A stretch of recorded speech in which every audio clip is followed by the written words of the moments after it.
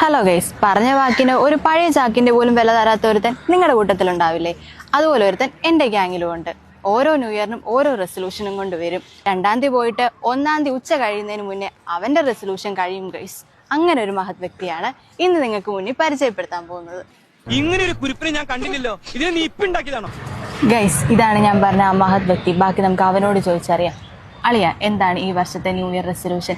എന്തായാലും നടക്കൂലെന്നറിയാം, പിന്നെ ഓരോ വർഷം ഓരോ ഐറ്റം കൊണ്ട് വരാറുണ്ടല്ലോ. ആ ഒരു ക്യൂരിയോസിറ്റി കൊണ്ട് ചോദിച്ചതാ. ഗൈസ്, ഇവള് പറഞ്ഞ എല്ലാം ശരിയാണ്. എൻ്റെ കുറേ പ്ലാൻസ് കോംപ്ലാൻ ആയി പോയിട്ടുണ്ട്. പക്ഷേ ഈ ന്യൂ ഇയറിന് ഞാൻ ആ ക്ഷീണം അങ്ങ് തീർക്കാൻ തീരുമാനിച്ചു. ഞാൻ യുണീക്ക് ഒക്കേഷനിൽ അഡ്മിഷൻ എടുക്കാൻ തീരുമാനിച്ചു. അതാണ് എൻ്റെ ന്യൂ ഇയർ റെസൊല്യൂഷൻ. ഏത്, നമ്മുടെ കൊച്ചിൻ ഷിപ്പ്യാർഡിന്റെ അടുത്തുള്ള ഇൻസ്റ്റിറ്റ്യൂട്ടോ? യെസ്. ഓടാ ഭീകരാ. ഗൈസ്, കളിയാക്കാൻ വന്നെങ്കിലും ഈ വട്ടം ചെക്കൻ നമ്മളെ ഞെട്ടിച്ചു. ഒന്നും പറയാനില്ല. എടാ, ഈ വർഷത്തെ ന്യൂ ഇയർ റെസൊല്യൂഷൻ അടിപൊളി. ഇതുവരെ ഉള്ള പോലെയല്ല. പുതിയ വർഷം, പുതിയ തീരുമാനം, പുതിയ തുടക്കം. ഗൈസ്, നിങ്ങൾക്കും ഈ new year happy new year ആക്കാം. ഒറ്റ ചോയ്സ്, യുണീക്ക് ഒക്കേഷൻ.